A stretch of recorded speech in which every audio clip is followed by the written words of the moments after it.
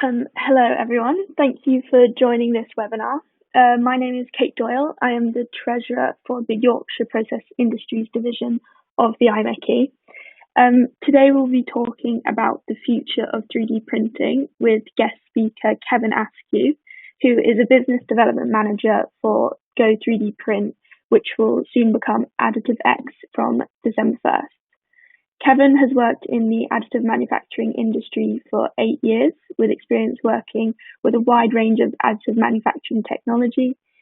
Kevin and the Go Print 3D team have gained a rounded view of the market from carrying out consultations and line walks, specifically looking at the benefits of supply chain efficiencies and cost savings. So many of the companies that engage with Go Print 3D are either new to additive manufacturing or have been deterred by perceived high entry costs of equipment. So this talk will look at cost-effective additive manufacturing, reducing barriers for new customers, what can be achieved by replacing traditional manufactured parts with 3D printed parts, and the benefits beyond the item itself. So we will have time for questions at the end, so please submit your questions in the Ask a Question box, which should be on your right. You can do this throughout the talk, and I will now pass you on to Kevin. Thank you, Catherine. Good morning, everyone. Thank you for joining the webinar. As Catherine said, I'm the Business Development Manager for Go Print 3D. I've been in the industry for 8 years, and we deal with a wide range of additive technologies and customers. Very difficult, obviously, to pitch webinars or any talks on additive because there's a real range of people's expertise from just joining the additive or starting to look at additive or 3D printing to actually have it fully developed and have a suite of machines in their facilities. So if I have gone a little bit basic, I apologise before I start, but then feel free to contact me afterwards and pick up the conversation, or alternatively, we can increase as we go along the side and the technology. So as Catherine's rightly said, and she's given the overview of that, we'll be looking at cost-effective additive manufacturing, removing some of the barriers to entry, or going over what some of the barriers to entry we've come across actually are, and then looking at a little bit of return on investment and then some user case studies as well. Often when we look at case studies from manufacturers, they want to go for the real high level, £1 million plus savings for companies. What we've done in this presentation is start to look at some more of the case studies that are a little bit achievable at the very entry or early level of additive manufacturing. So we've got a nice range of capability there. So just for everyone to have a quick look, that's the agenda that I'm going to run through. As Catherine's already said, feel free to type questions into the question box on the side of your screen, and I'll happily look through those and go through them with you guys at the end of the presentation. So, looking at additive or 3D printing, there are lots and lots of choices out there. Choices from the value-added reseller or the VAR to the materials and the processes that people are looking at. There are new machines and new technologies coming out on a regular basis, as you would expect with a developing industry and developing technology, even though we've been around for 30 years as a technology overall. But we've got to take a realistic look at what 3D printing can bring to the marketplace or can bring to your company, and also have a look at each method of 3D printing, its advantages, and therefore most of them have a disadvantage, which won't come as a surprise to many of you, be that post-processing, be that a lot of health and safety equipment to go along on the back of that. So I think it's very wise as a reseller to cover the end-to-end solution with customers, not just the machine. We need to be open and find out where it fits in your company and look at the disadvantages or the barriers along with that. So we try to be a value-added reseller or value-added partner that builds trust with our customers, that keeps them coming back to us. We build up a rapport, we help them grow into their additive suite, and we start building out from there on in with material capability. When I say material capability, there are lots and lots of materials on the market now for additive manufacturing.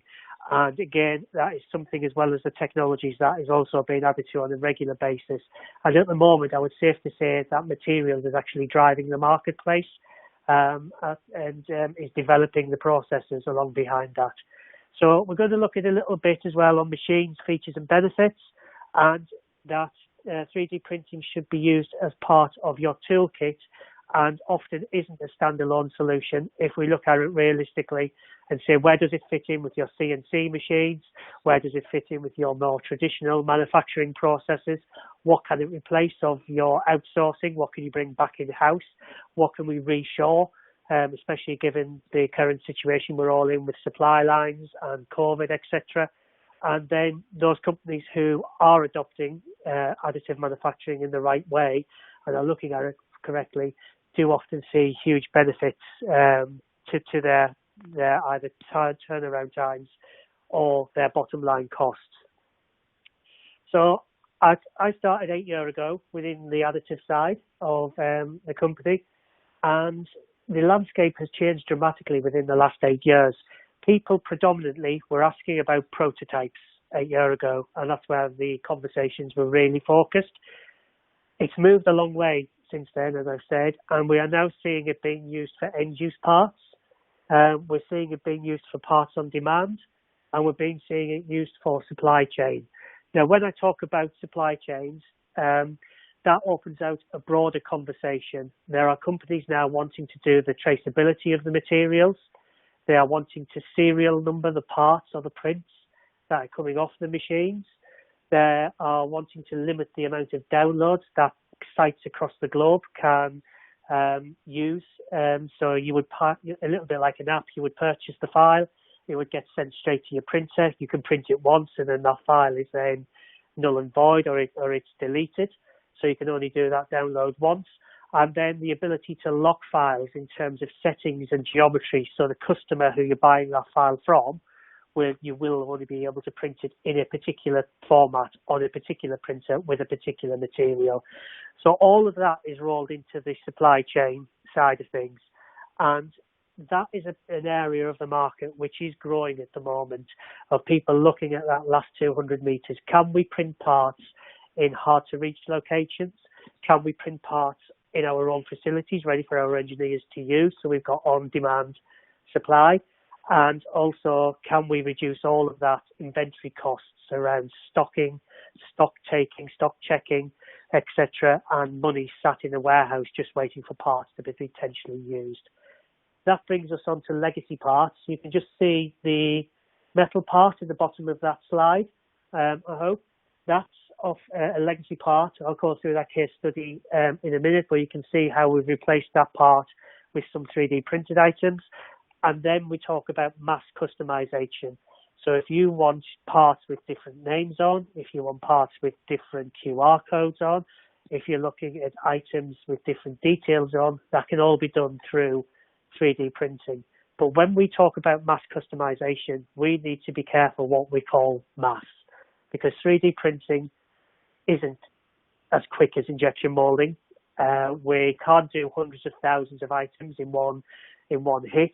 So when we talk about mass production, we need to have a conversation with our customer base, asking what do they call large volumes, what do they call mass, compared to what potentially we could call mass, depending on the different printers we're looking at.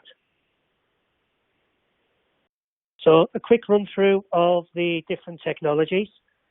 So we've got, thanks to 3D Hubs, this is one of the best overviews that I've seen on the marketplace. It is growing, as I said earlier. There's new technologies coming out all of the time. Apologies if it's difficult to read on any device that you've got, but if you go to the 3D Hubs website, it is on there, or I can send it out at a later date if people want to request that from us. So there are new acronyms, there are new technologies coming out all of the time. For example, Mark Forge has bought out a metal 3D printer a couple of years ago, which they called Additive, which is the atomic diffusion additive manufacturing. And it's all done because they use slightly different processes. The companies are wanting to patent their technology, so hence they have to call it something very different. So that is a real good slide to start on for anybody who is looking at the different forms of additive manufacturing on there. So again, quick run through of the different types. So FFF and FDM are both the same process, fused filament fabrication or fused deposition modeling. FDM is actually a patented name by Stratasys. So the rest of the market obviously couldn't call their machines FDM, so it's referred to as FFF. But if you are looking at machines, it is essentially the same process. And they use either single or multiple nozzles for running material through from a wire feedstock, essentially. Now, these machines have a wide range of materials. It has a really large portfolio and is essentially the most common known or common referred to 3D printing technology on the market, with units starting sub £500 and going upwards. In our range, we've got a machine which uses FFF technology, which is about 150,000. So there is a real budget banding for the different technologies you can use with this. So the pros of this technology are it's a very cost-effective way of 3D printing. So the most cost-effective material we come across is PLA, very cheap to print with, very good to print with. You're looking about 3p a gram for a decent quality PLA material. You have a massive material choice.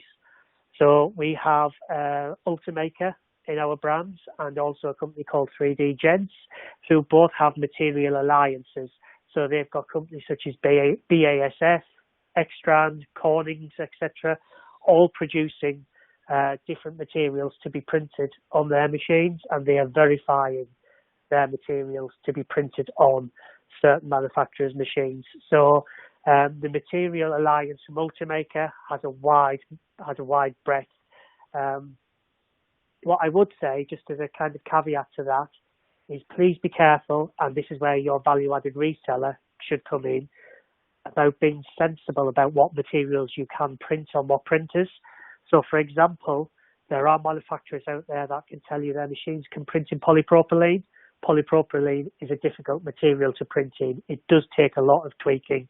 It does take a lot of experimenting, and there is a steep learning curve on it, and it won't be able to print big items in polypropylene. Very, very difficult material. Likewise, some machines can say they can print in ABS. Generally speaking, they need a heated build chamber to keep the ABS part dimensionally accurate and stable all the way through. Some machines don't have that, but still claim they can print in ABS. That's because they have a heated print bed. So if you're printing smaller, shallower parts on a print bed, yes, ABS is fine at the bottom, but if you're printing taller items, that's where you may get dimensional inaccuracies if you don't have that heated chamber. As I put on the slide there, there are companies such as Colourfab, who you can now order particular RAL colours from if you wanted your company logos or your company colours printing into parts. You can do that online now, and that's becoming a little bit more popular. You can also do that with Formlabs resins, which I'll touch upon in a little bit. And then you have what they're classing as the super polymers, such as Peak, PEC and Ultem, which we're also able to print in. As I said at the beginning of the presentation, the kind of cons or the downsides to plastic extrusion, people often refer to these as the surface finish, the layer adhesion, depending on what material you're using, and also printing the parts in volume at a particular speed. So it's not the fastest way of additive manufacturing, but there is a case where you can scale up, which I'll touch upon that shortly. So the second form that I'm going to touch upon is SLA or DLP, both using resin printing. There are some other acronyms out there for resin printed machines, such as Carbon 3D use clip technology, but SLA and DLP are probably the two most common in the marketplace. We would advise customers who want airtight, watertight, high detail finishing and smooth surfaces to go for SLA or DLP printing.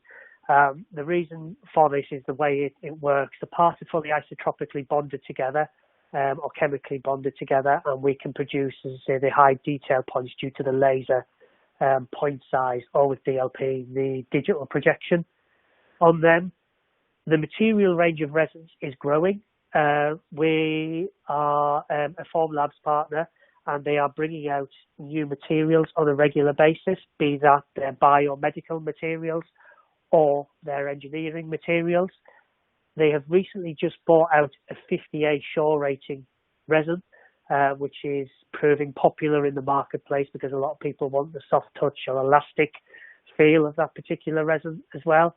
But as I say, we would recommend they are used for watertight, airtight channels, detail and smooth surfaces. The cons to that are compared to FDM or FFF, higher material costs. You're looking for an entry-level resin on something like a Formlabs machine at about 12 pence a milliliter compared to 3p a gram on the plastic extrusion side.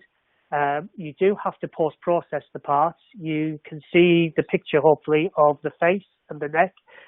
That's printed with support structure on, so that does need removing, because a lot of the desktop SLA or DLP printers print upside down, so it hangs the part upside down from the print bed while it's printing, so it does need additional support structures.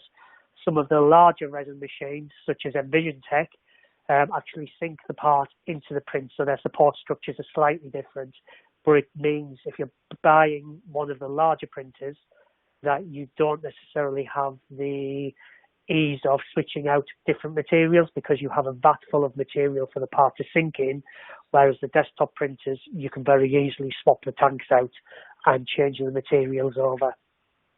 So the support material needs removing, but it is a three-stage process the vast majority of time on resin printing. You have to print, you have to wash the resin off, which is usually with isopropanol alcohol, and then you have to post-cure the part to achieve its full mechanical properties. So there is a little bit of a back end to resin printing, which we can run through on there. The next one is powder printing. So we've used the slides from Hewlett-Packard there with their multi-jet fusion. All of the powder printers work in slightly different ways, very much depending on the way they bind and fuse the powders together, be with a binding agent, a laser, an infrared heat lamp, all have different ways of binding that particular powders together. Most of the powders tend to be on the HP machines and the EOS and 3D systems. Sinterit Leases and Formlabs are bringing out a Fuse 1 in 2021, tend to be a nylon-based material. So they all have their different functionality and different ways of printing those parts. The real benefit of powder printing is that you get large volume output. So for the 24 hours, you can fill usually the full volume of a HP printer, and you can have, depending on the size of your part, if you're looking at a part which is sort of 5 centimeters by 3 centimeters diameter, you can possibly fit a couple of hundred of those parts into the build volume of a HP machine. And you're not using support structure because the part is self-supported in the powder below it. So it gives you geometry freedom. The HP machines also allow you to print in colour, which I hope you can see on your screens. The nylon is a very versatile material. Because of the way they use their infrared light to bond the parts, they are isotropically strong. Again, the cons are you are locked in to certain materials, so there is a lack of material freedom on powder machines for obvious reasons. There is associated usually high upfront costs, what people think are high upfront costs, about 120,000 for a HP machine, and you then also have to consider things like ventilation and environment control where that machine is going to go.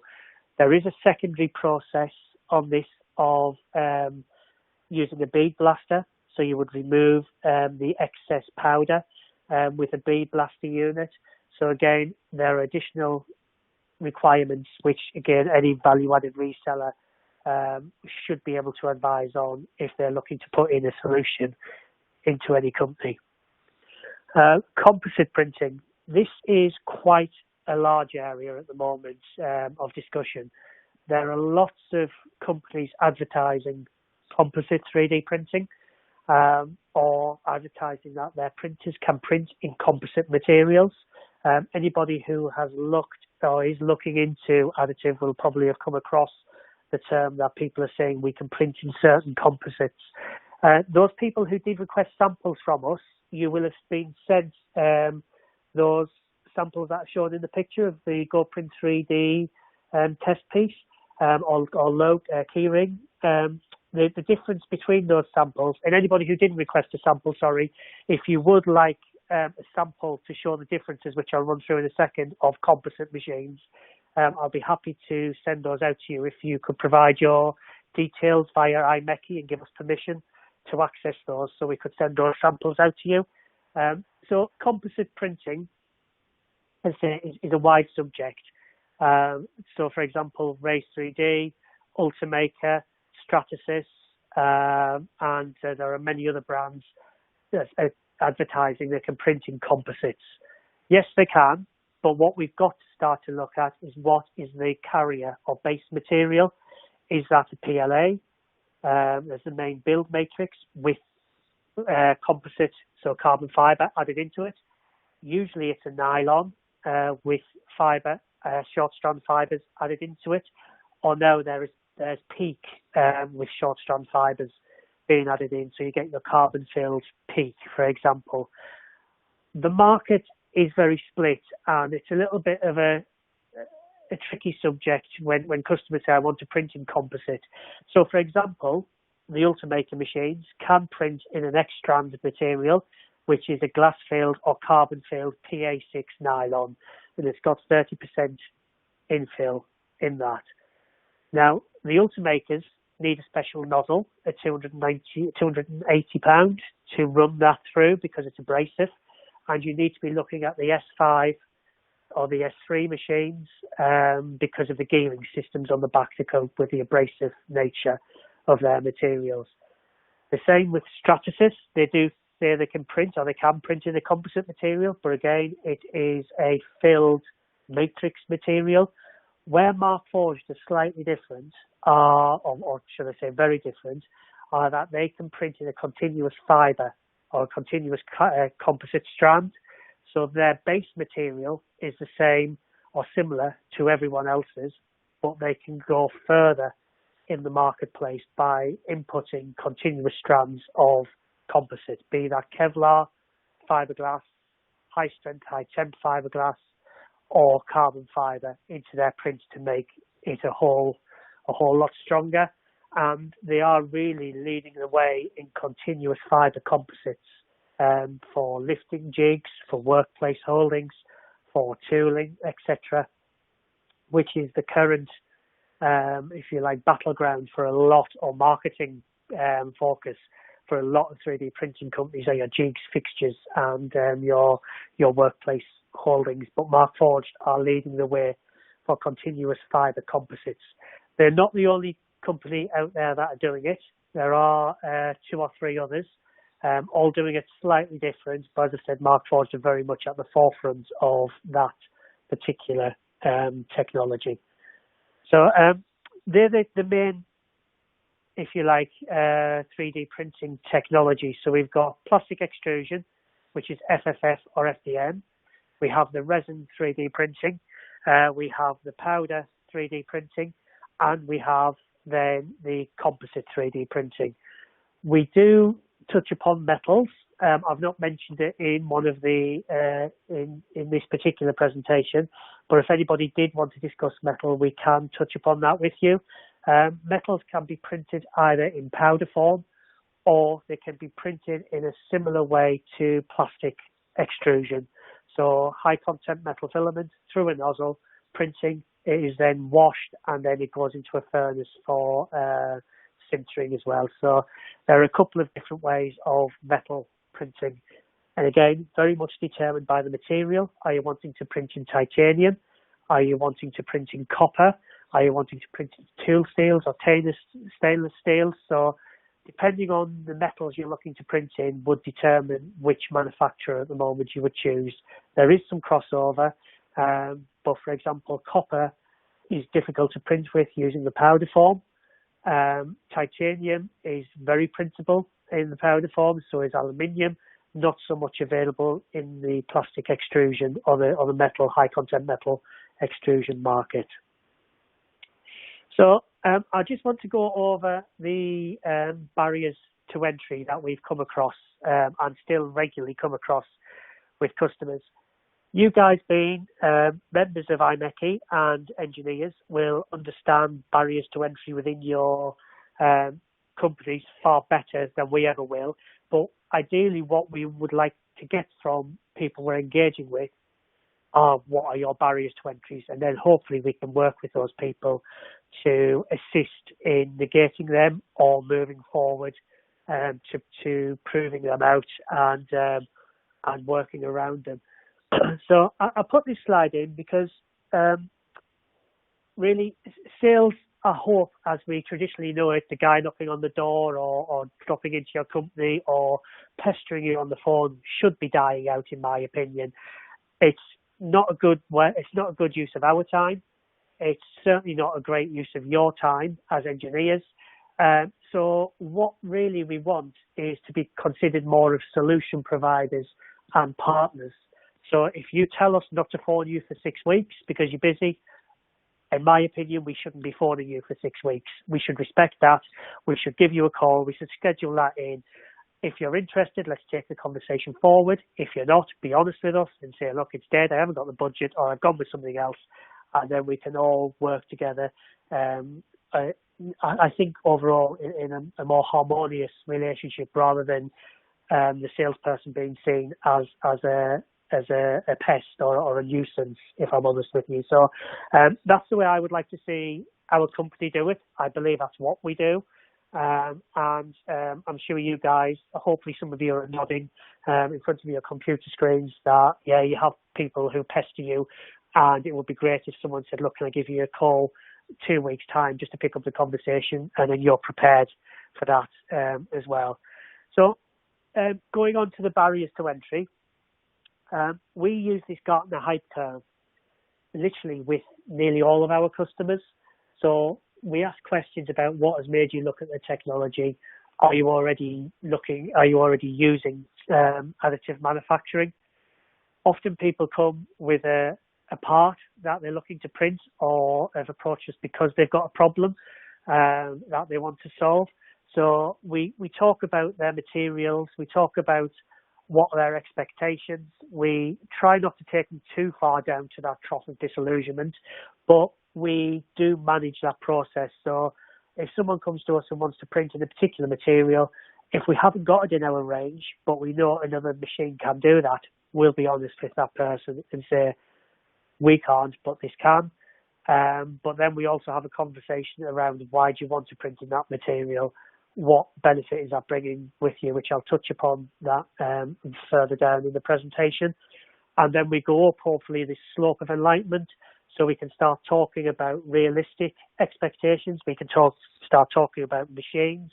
We can start talking about what budget your machines will fit in, because believe it or not, we do get people approaching us asking for a 3D printer that can print in copper or metal for sums of money which just aren't reasonable. And it's all about just managing the expectations through and having a sensible conversation as to what you want as your final outcome. So barriers to entry. When we go into companies and when we're talking to companies, that's a list of objections or entry barriers that we usually come across. A big one is CAD design capability in-house. So often we talk to people about what 3D printing can bring to them, and they're all for it, and then they ask a question about how do I get the file. So one of the first questions we should ask you as a reseller is, do you have in-house design capability? Because that's where it all starts realistically. We're the final tool. That's the beginning of the process. So we're the output for that, which you guys will all know. But to have that capability is important, or have access to that capability. CAD software costs, again, have historically been a barrier to some SMEs. Now, Autodesk, I do think, especially with their Fusion 360 software, are starting to tackle that, because you can buy 1 month, 1 year or 3 year licenses for Fusion 360. I'm not a Fusion 360 dealer, but we do use it internally and we find it very good, particularly for 3D printing. And it is removing, to some extent, that barrier of cost for CAD software. I do think I put number 3 as time too busy to look, and that engineers are stuck in a hamster wheel. That's not meant to be a criticism. It's, I think, the way firms are run in the UK to a lot of extent. When we talk to our counterparts in Germany, you tend to find their engineers are given more time to look at projects, I believe, to explore the possibility of additive. And it would be great if the same mindset was in place for you guys in the UK, where your companies would give you time to look at projects and to look at ways of developing and reducing costs rather than current working. I know it's difficult, obviously, within COVID, but we often get the response of, "I've just been too busy to look," which we get. But once people do get past that and start introducing additive, they do see benefits to it, and often quite considerable time and cost reductions within that. There is sometimes a reluctance to change because of the learning curve. Again, going back to the time to commit. And also, people feel as though we are trying to bring a technology in which potentially will threaten jobs. I would say that's not strictly true. We're trying to bring in a technology that complements and is part of that toolkit, as I mentioned earlier. It's not necessarily to take anything away. It's to reduce the burden on your machine shops, so your machine shops are more profitable producing the items you're selling, rather than potentially making, going back to one of the first slides, making prototypes, or are producing parts that literally are not cost effective for that machine shop to machine, when you could be machining your more profitable items. Finite element analysis hasn't yet fully caught up with additive, but it is absolutely getting there. There are companies such as I mentioned before, Fusion 360 have got an FEA tool. ANSYS have also got a tool with the software that they sell as well. And there are a whole host of other FEA packages out there. Now, there are companies such as Markforged who are talking about putting FEA into their software to start to assist and to remove this barrier. The reason for that is their way of manufacturing with the continuous fibers is very specific, and it will cope with that. And what they are trying to get away from as well with their new blacksmith software is the question of how accurate is your 3D printer. We're not going to achieve the tolerances of CNC machining, not anytime soon. I'd be brilliant when we can, but we're not there yet. But they want to get away from how accurate is your printer, because they can do it by AI learning and feedback and scanning, and the printers understanding what they're printing and the geometry they're printing in. It's not there yet, but they are talking about it. And if anybody wanted to look that up, if you Google Markforged blacksmith software, you should get a link to that, and it will take you into their software overview. Some people say the technology will change. Yes, it will, absolutely, but we can't halt progress. That happens all the way through. And if it's working for you now and cost saving, then the next time you come to renew that, be it through a lease renewal, be it through your finance companies, be it through an outright purchase, then the technology should be bigger, better, faster, and more material capability for you. I'm going to touch upon, I've tried it before and it didn't work with us later on, if that's all right with everyone, just to, it's a bit of a subject which has come to light recently for us, and it was quite interesting. Materials, again, I've looked at it and the materials weren't right for me. We go back to the question of what materials you want to use, why do you want to use those particular materials, and when was the last time you looked at the materials, because it is developing all of the time and there may be a new material out that will print on a certain printer with you. And I don't suppose it comes as a great surprise to anyone that doing nothing is one of the biggest threats to the company, because everybody else will be moving forward and reviewing the particular technology. So cost-effective solutions, very subjective, but our stance on it is that basically it will vary from company to company. Solutions are to be worked upon between the value-added reseller and the customer. And as I said before, let's all be open and honest with each other.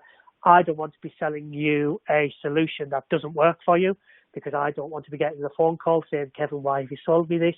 I would rather say to you, I've not got anything for you, and back out of that conversation at a sensible point and save everybody's time rather than trying to shoehorn something into you. So find a value-added reseller that you're happy with, that you can trust, that you can have a sensible conversation with.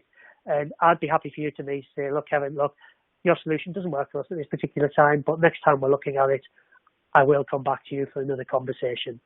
Obviously, I'd like the sale up front, but I'm quite happy for somebody to do that if it's not the right solution for them. So balancing the cost of the unit and the removal of barriers is key. So it's not just the machine cost, it's the ripple effect, which again I'll come on to. And then we like to know what is driving that solution. Why have you picked up the phone to contact us? Why have you engaged with us on our website? Why have you gone to that trade show? Who in the organisation is driving the requirements of 3D printing, and why is that there? I've also put too much research into units.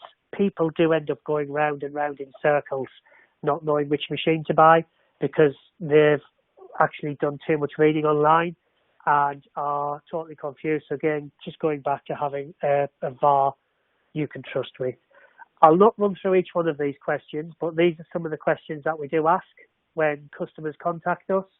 I've already mentioned the first one, what's made you look at it, at additive manufacturing, or who is driving that? Has somebody asked you to phone us? Has somebody asked you to go to that trade show?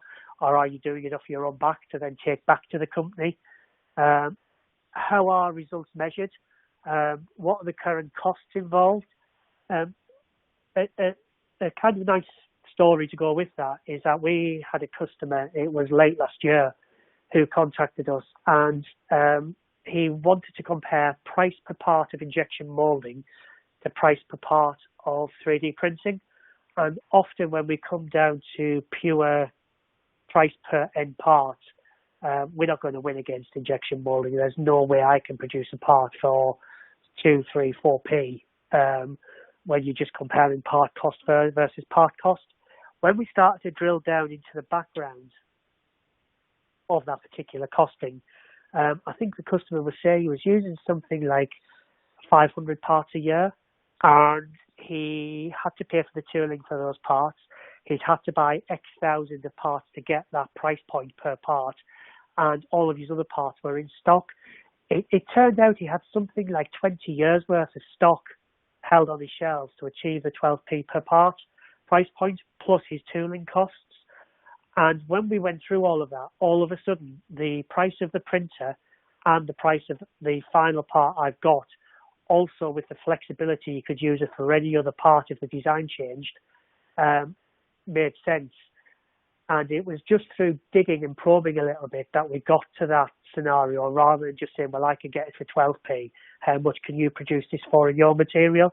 It just didn't work as a scenario. But it was an interesting process to go through to start looking at that wider conversation of that ripple effect of the price per parts. So material development. I've mentioned before that materials are developing, that new markets are opening up all of the time. We work with a manufacturer called Essentium. They're essentially a materials provider or producer, and they are constantly looking at new materials. They tend to specialize in the higher temp and the ESD side of things. But when you start looking at companies such as BASF joining in the marketplace, DSM starting to produce materials not only for plastic extrusion but for resins as well, then it is really exciting that material development is driving machines. And the more materials that are out there, the more applications we're going to find for those different machines, because at the moment some people come to us and we say, well, we can't do that because, or that can't cope with that because. But as that is pushed forward, it really is an exciting time for material development in the marketplace. I said I was coming back to this earlier about people saying, I've tried it and it wasn't for me. Double-edged sword, really. People who have purchased, or companies that have purchased entry-level units and have tried them, and I say double-edged sword, and they've worked, brilliant, because they then look at something which is more improved, can give them, again, more material options, can give them better print quality, better reliability, improved accuracy and repeatability. They will come to us. Likewise, on the flip side of that, we've ended up with companies saying, no, I tried a little machine and it didn't work for us because the part failed, and we've just shelved the idea. Why did that part fail? Was it because of the material? Was it because the printer wasn't right to start with? And yes, it might have only been £500, but was that £500 wasted rather than invested? And how do we then drive that conversation forward beyond that? We've tried it and it's failed conversation. Now, we've recently, I said it would come onto our radar more relevant than previously, because we were talking to a customer and they were running, I suppose you'd call it continuous improvement or a Kaizen program, where their staff were actually getting paid for like a Dragon's Den style scenario if they found improvements on the workshop floor for printing, or for generally cost saving. And a lot of their staff, or a number of their staff, actually owned entry level 3D printers. Some of them had printed parts and brought them into the workplace and tested them, so they could take them to their boss and say, I've done this and it's worked and this will save you X pounds. Now, the question was flagged up internally by the customer, by one of their quality teams. If that part had failed on the line, whose responsibility is that? If it failed and it hurt somebody or injured somebody, whose responsibility was that? So they've put in place now where they've developed an innovation zone or a lab where staff can go, they can use 3D printers, knowing that it's going to be the right material, knowing that their internal idea is not going to be pinched by another member of staff, because it's almost like it's protected within that. And they can print the parts and they can be verified and they can be tested properly, rather than somebody just saying, I swapped out on the line 2 months ago and it's not failed, so I'm taking that forward now. And it was quite an interesting scenario to go through with the company. And it's we've come across it another twice since of companies, large companies, introducing these print zones or innovation centres in order to stop staff using entry-level machines and just putting them on putting those parts in certain areas of testing and on production lines. So real double-edged sword is entry-level units, especially for ourselves. Going back to the ripple effect, it's understanding what that ripple effect is. Is it raising a PO? Is it booking it in? Is it warehousing, inventory?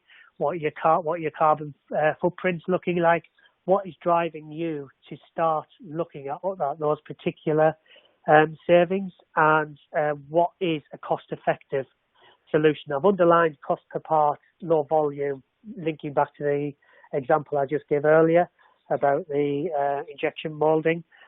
Again, opening up design constraints that you previously had. Can you produce that part better? Will it be better optimized? Will the flow of air, will the flow of liquids, will the flow of other materials be better within that part, because you can change the optimization and design of that, and you're not locked into traditional manufacturing methods. So all will play into that wider rippling effect, especially the soft costs, which are so hard, such as the purchasing and inventory costs, to identify sometimes, in terms of what it costs the company to raise an order, book that order in, and then put those parts on the shelves. So we're, again, looking at the solutions. Would it be more beneficial for a company to buy more smaller machines than one large unit? So, for example, the second picture in, which is a print farm of Ultimakers, this is actually in Jabil, their headquarters. So they've chosen to buy fleets of Ultimaker 3D printers to start producing parts. There are metal 3D printers where you would buy multiple machines, one wash and one sinter, to start feeding into that. And then the right-hand side picture is from the Advanced Manufacturing Research Centre, and that is their Cell or Form 2 3D printers on there as well. So companies are starting to look at print farms. As I put on there, it gives output, it gives different material capabilities, it provides resilience if one machine goes down, and there are a number of benefits to that in order to be able to have that print farm mechanism. In some cases, it's not viable, especially if you want certain materials such as PEEK. It would need to be a larger printer, but again, material driven, as I've mentioned earlier in the conversation. I think it's important to mention the associated considerations as well. So facilities. When you get a 3D printer, or if you're looking to invest in a 3D printer, what does that need? Do you need to speak to your insurance company to tell them you're going to have some lights out manufacturing with potential heat transfer? Do you need local ventilation? Do you need PPE for the end users if you're using things like powders or isopropanol? How do you store that isopropanol? You need Apex vacuum cleaners with certain powder machines. There's all of these costs around it. Again, any value-added reseller worth their weight in gold will be able to discuss those additional requirements for their machines with you. Companies are becoming very wise to this. They are attaching local exhaust ventilation on the machines. So, for example, Ultimaker, you can now buy their air management systems. You can now buy with a large format printer called Builder 3D. They produce, they hang on a scrubber on the end of the printer, so it will take the air out of the machine. It will filter it, and it will put the filtered air back into the room. So there are lots of solutions around that. The picture you can see there with the cabinet with the fire extinguisher in is a safety cabinet which is flame retardant. You can get a temperature sensor and a fire extinguisher in there if you want, and that comes in £550 for the cabinet, plus the heat, plus the detector, plus the fire extinguisher. You're looking at £700 to sit a printer in, which is lockable for health and safety reasons. It's got extraction on it, and then it's got your flame retardancy or fire retardant materials around it. So there are options to be able to get around all of that. And then when you start looking at the investment in people, 3D printing is engaging. It does start to push the boundaries for design, and it is a consideration in with that as well. So just quick thing on customer success stories, sorry, because I know I'm pushing my time limits.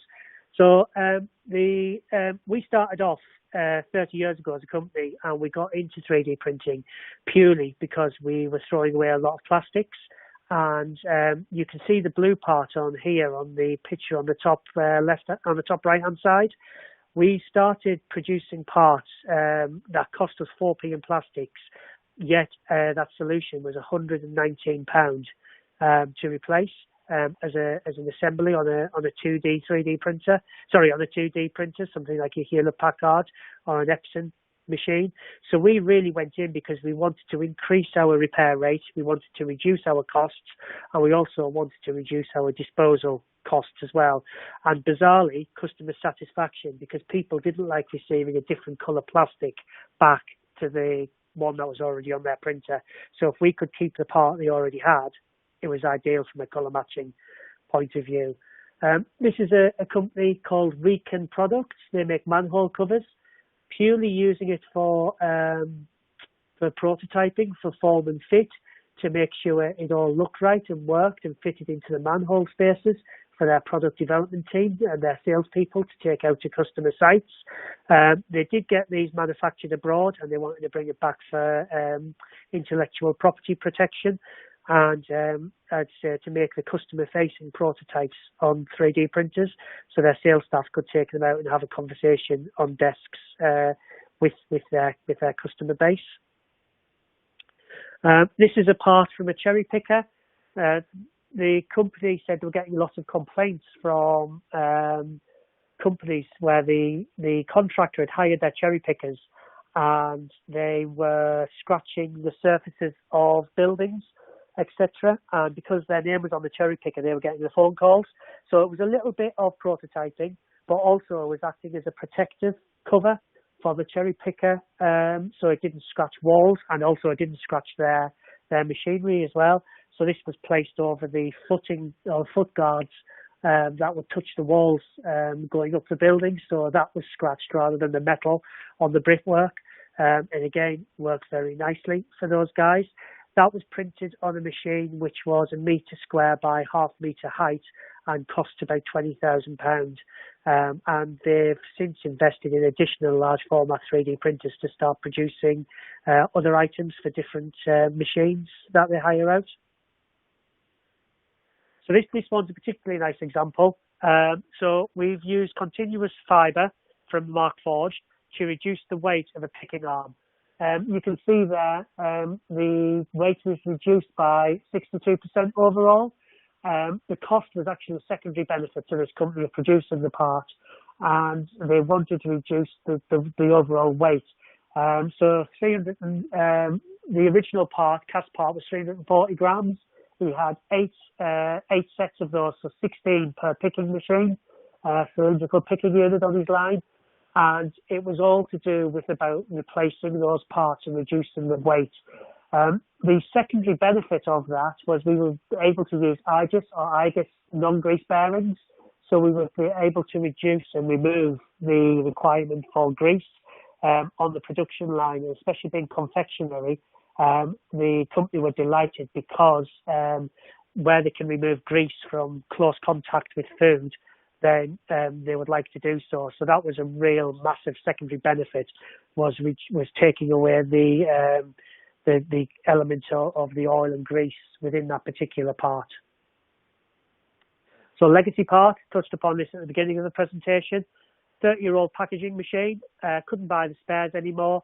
This is for a dry dog food company, and it was a crimping tool, and they were having real issues. For anybody who can see the metal part properly, you can probably see if you zoom into it where it's been repaired, welded, taken back off, again repaired, welded, and modified. And they contacted us. We went to see them. Again, because there was high stresses involved, we used Kevlar and continuous fibres in the part. We added in brass inserts or steel inserts where they wanted screw threads, and we then printed the parts off for them, and they are now printing legacy parts for their machines now on the 3D printers. They've since gone one step further, and where the screw threads were, they were adding a crimping tool to it. They are now printing the whole part with a crimping tool on the end of it, so they don't even have to start assembling parts on that afterwards. So again, goes all back to minimising downtime. They hold one in stock. If it fails, they replace it, they print another one. So they have a stock holding of one on their line at the moment. A material I've never come across, this particular part is replacing Ertolite. Traditional machining costs for the Ertolite were £500 a set. They had 6 machines. We printed them for £28 a set, and they lasted longer than the Ertolite part. It was actually spreading a carbide powder around. They lasted 11 weeks compared to 6 weeks with the Ertolite, and the customer had saved £26,000 per annum just on this part alone. The machine that printed this part was £16,000. They've invested it and since have started printing a number of other items for their line. But this was the initial cost driver to be able to get those machines through the front door and for their staff starting to use them. What they also factored in was the downtime to change the parts over. It was they said it was a 30-minute change period, but just looking at the statistics of our parts lasting longer than the Ertolite, it was 9 man-hours a year. Now, that doesn't sound a massive amount, but if you start to multiply that out to other parts in the factory, then their cost savings have been considerable, both in materials, parts, and time for the engineers. Stanley Black & Decker in the US are using metal parts and metal additive manufacturing. They were making these actuator housings out of three items, and it was to run the ball bearings through. They have since started printing them, and they've been using design for additive. Again, I can pick that conversation up with anybody who's interested in that. So they've used diamond shapes and teardrop shapes in the part. What that's done is it's given them a benefit on the cost per part to manufacture, but it's also meant they can run their machines more efficiently because there is less contact of the ball bearing running through the channel. So they can actually run their machines a little bit faster, which was a secondary benefit to them, and that's come from the Stanley Black & Decker Innovation Centre in the US. Again, we can send all these case studies out to people who are interested in learning more about these particular applications. And then, if you are looking for applications resources, we've been told by many engineers that they're interested in 3D printing, but they struggle to find information on certain applications.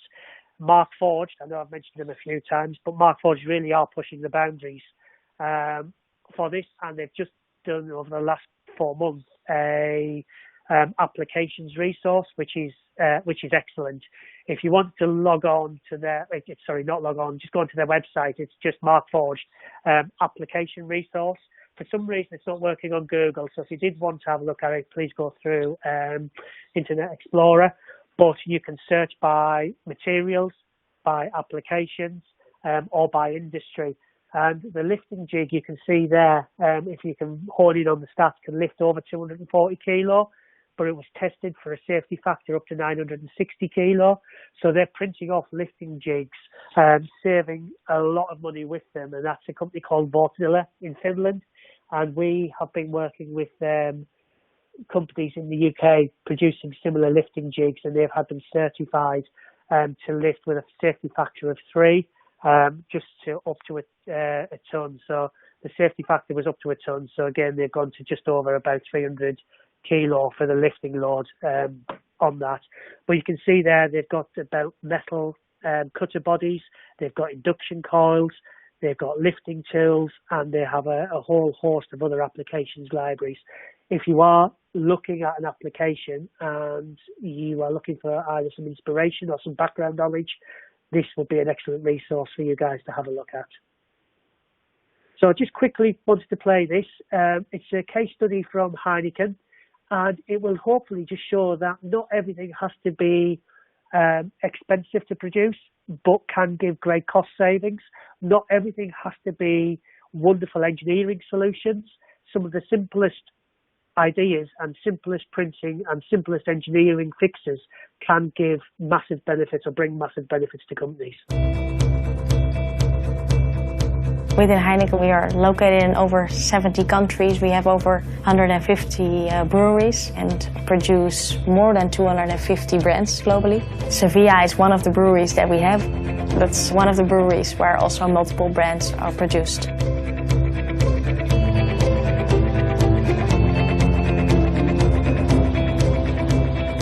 We are very interested in looking how digital innovations or new technologies can help us to increase our end-to-end productivity, and therefore we're looking into 3D printing to validate and identify how the technology can help our breweries. We use 3D printing for safety optimizations. Secondly, we also use it to find applications for line optimizations. Finally, we also use it to make very fit-for-purpose tooling to enable, for example, better or safer or quicker maintenance. So we have multiple purposes where we use it for, and I think there will be even more purposes in the future. We are starting to replace steel on 3D printing parts. With the plastic element, mechanical properties are very similar to the steel. Sometimes it's better. It's very easy to do different improvements. we can reduce the loss of the material. For example, this butter around the conveyor sometimes jam in the sensor to detect the quantity of the butter. This is a problem because normally it's a jam of different butter. Now we create a modification in this sensor in order to it's impossible to produce the jam in this element. At the moment, we really see that the technology can help us to localize part of our production. For example, when you look at Africa, we see that delivery times or lead times to get parts imported in some countries is really challenging. We are now able to produce them locally in our breweries or very close to our breweries instead of shipping them around the globe. So that's really where we see an advantage. What we've seen so far in the pilots that I've run is that we've significantly seen a decrease of cost. A cost reduction in the functional applications that we found from 70 to 90%. On delivery time, we've seen the same decrease, so also delivery time reduction of 70 to 90%. Traditionality, in 2-3 days, it's possible to have this part here, and with the 3D printing, it's possible to design, it's possible to print in 8-10 hours, it's possible to run the line again. In the coming year, we will start up multiple pilots to apply the functional applications we found in Sevilla, but also to find new applications and make sure that those will be scaled across the other breweries that are using the technology in order to leverage the advantages and scale the benefits.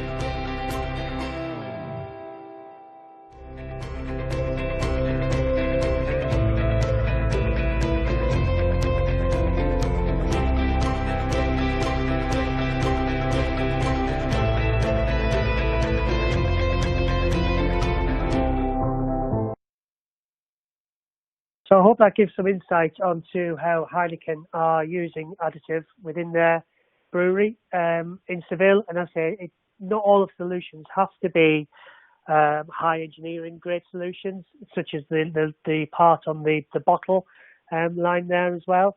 Very simple but very effective solution. So just very quickly, the conclusion is that our solutions are material driven, more and more so. That we want to engage with our customer base and ask you a lot of probably questions about why are you doing this, why are you using that particular material, what are your challenges, etc. Just so we can build up a more coherent working partnership with our customers.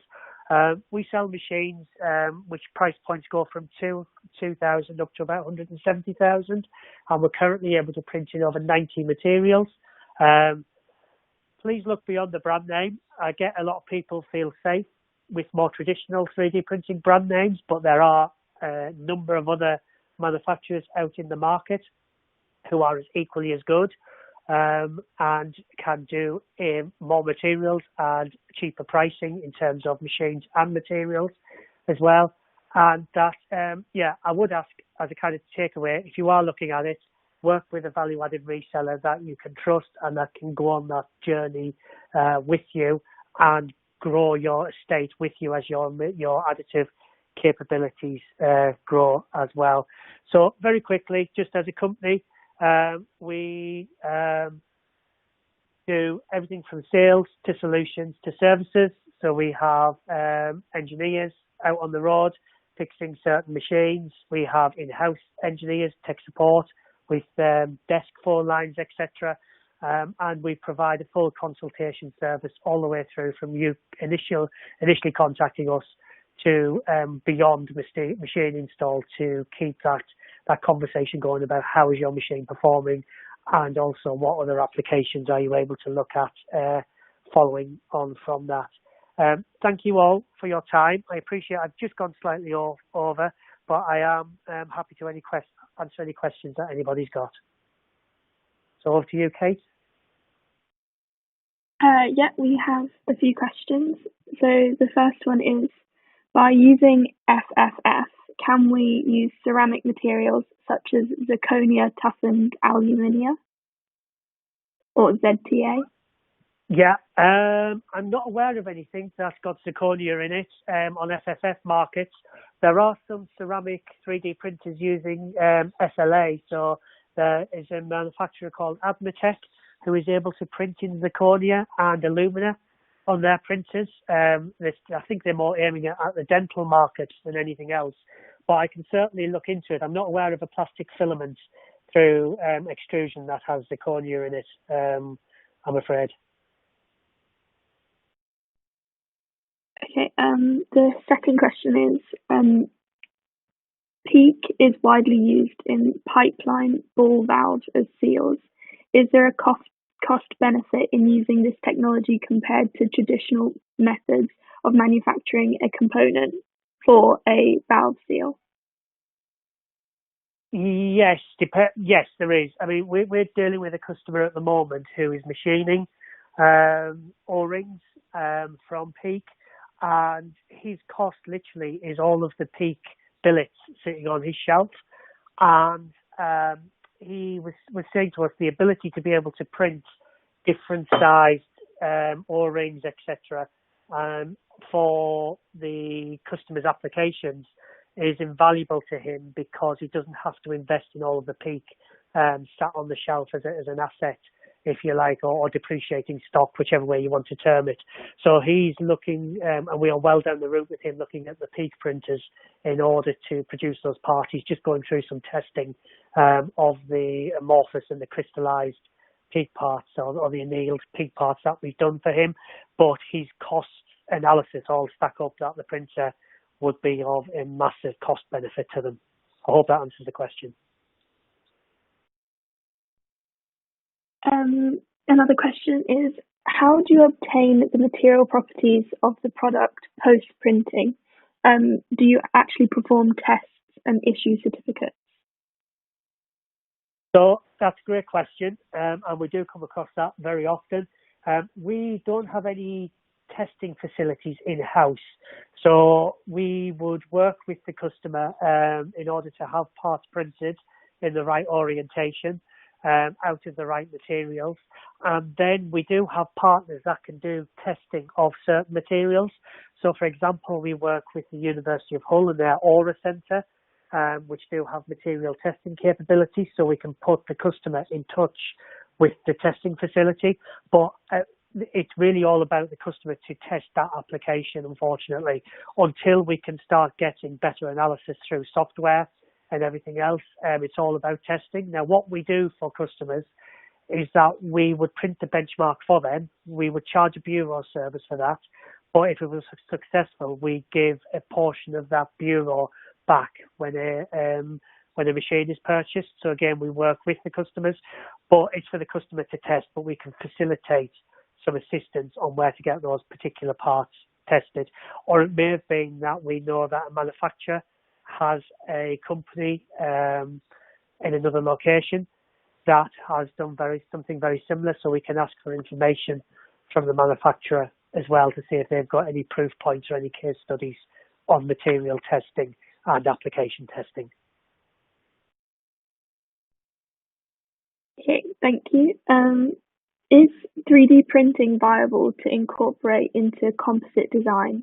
For example, 3D printing a mold or a core to be laminated? And if so, what materials would be preferred? Yes, if I understand that question rightly. So we have sold machines to people who do pre-preg with the carbon fibers, and they are printing the mold to then do the pre-preg over. And some people have replaced directly with the Markforged printers and some of the pre-preg, depending on the isotopic values and strength values required. But yes, it is absolutely feasible that it could be used for that. So does that answer that question, or was there a little bit more to that, Kate? Yeah, I think that answered it.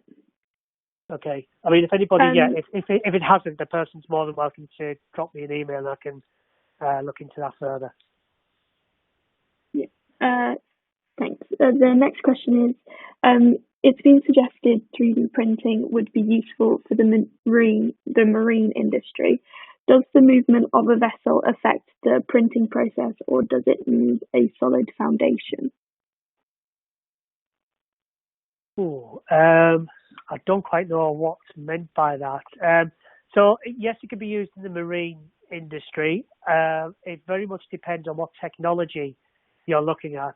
Plastic extrusion, by the sheer way it is laid down, is not watertight. So there is ingress there, but it can be post-treated. Yes, it would be affected by the movement of a part, but again, that's all about us looking at how and what you're looking to print, and how that part could then be printed in what best material and on what best additive manufacturing technology.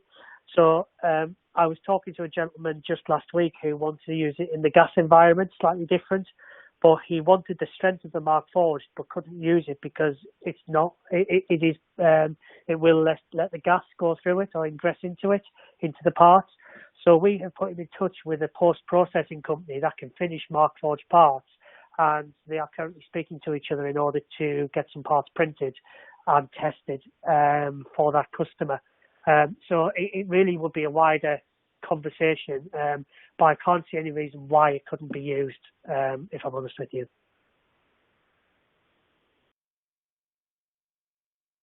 Okay, thank you. So, mindful of the waste generated from development iterations, can some of the materials be recycled or re-extruded and reused? Again, very good question, and there is a bit of a movement at the moment going on about that. So the answer is yes. We've been involved in an Innovate UK project called CLIFF, CLIFF, if anybody wanted to look that up, which was all about recycling used or waste 3D prints. And we did an Innovate UK project on it. Manchester Metropolitan University, Print City, which is their 3D printing arm, are also launching a project about that exact subject around the recycling of not just 3D printing waste, but plastic waste in general. And also Dr. Ellis Marshall from the University of Hull has become a centre for waste recycling of 3D print materials. So again, if you look up something on the Aura Centre, University of Hull, he has become a waste recycling point. All to do with, a lot of it was driven by people 3D printing PPE equipment for COVID at the beginning of March. And there is an abundance of it, of material around. And he's become a waste collection point for that initially. But I believe they've got plans to spin that out. So absolutely, in answer to your question, there is a movement to be able to do that, and it has been done, and it will become more relevant or prevalent in the future. What I would say is I do honestly believe that 3D printing also saves a lot of material because we're not machining from block. We're not subtractive. We are adding, as the name suggests. So I do think we save material, but I get the more iterations people do because it's easier, the more waste material will become about. So absolutely, there is a movement to take that forward, to be able to recycle waste filaments. Okay, thank you for that. How far has additive manufacturing got into medical device component manufacture? Oh, heavily used. Heavily used. So be that either medical device manufacturing, be it prototyping or end use. I mean, there's Formlabs have just brought out a dedicated bio printer for dentistry use. But also we have customers heavily using them within the medical industries. Now, that depends whether you're using it in tools, which you would need something like either titanium or materials which are certified and sterilized, which then puts the price of the unit up because there's all that material traceability and certification behind that material. Or if you are using it as a surgeon to look at where to operate or how to operate, then there are printers being purchased by hospitals to be able to look at tumours or at brain scans. So the surgeon has a 3D view up front of how they're going to tackle that. So absolutely, yes, it is being used in surgical areas, both for equipment and for practice by the surgeons. Thank you. Next question is, does the SLA post-processing with IPA require ATEX zoning assessment of the work area? Not as far as I'm aware. I mean, it does depend from company's health and safety policy to another company's health and safety policy. But no, it would require that the IPA is stored in the yellow flame retardant cabinets.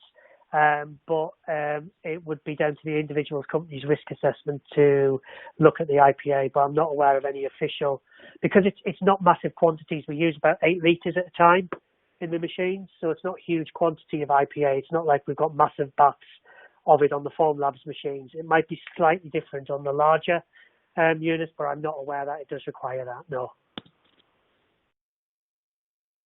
Thank you. The second last question is, can you give any update on where the 3D printing business stands at present in terms of routinely producing metal parts? Sorry, just repeat that last bit again, in terms of? Routinely producing metal parts. So ourselves as a company, we have the IMechE 3D printer from Formlabs. So we routinely print parts in stainless steel, A2, D2, H13, Inconel 625 and copper. We routinely print them both for customers and to do benchmarks with and as sample pieces. So yeah, we routinely print in metals, but metal printing is very much becoming commonplace through a whole host of manufacturers, be that Renishaw with their metal printers, be that EOS, be that Desktop Metal, who are a rival to Markforged, be that that we can print even metal now, 316L stainless steel on an Ultimaker. You have to send it away to Germany, unfortunately, for it to be washed and then put through the furnace. But you can print BASF 316L on an Ultimaker machine and send off. It's about a 3-week turnaround for the parts to come back to you. But yeah, as a company, we regularly are printing in metal. I think we do about 2 sinter runs a week at the moment in metal, different metals. Okay, thank you. And the last question is, how effective is topology optimization with regards to 3D printed parts if the properties of the finished parts are not understood as well as standard materials? Topology optimization isn't there yet. It is getting there. And as I mentioned earlier, there's a big drive to be able to get the topology optimization. That really depends on what printer you're using and what technology. It's a little bit like generative design. Generative design is brilliant, but it's not great for all additive manufacturing.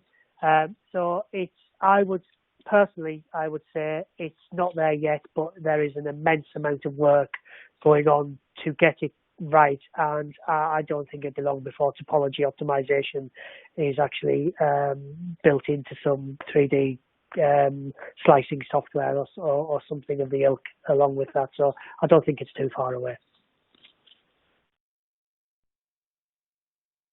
Okay, great. Thank you for taking the time to explain the technology to our members and answering the questions. I think that is it for this. No problem. I would say if anybody does want to get in touch with us, my email address, if I can give that out, would be kevin@additive-x.com. More than welcome to get in touch with us to ask any other questions or to go over anything that I've mentioned. So, but thank you for hosting and thank you for inviting us along.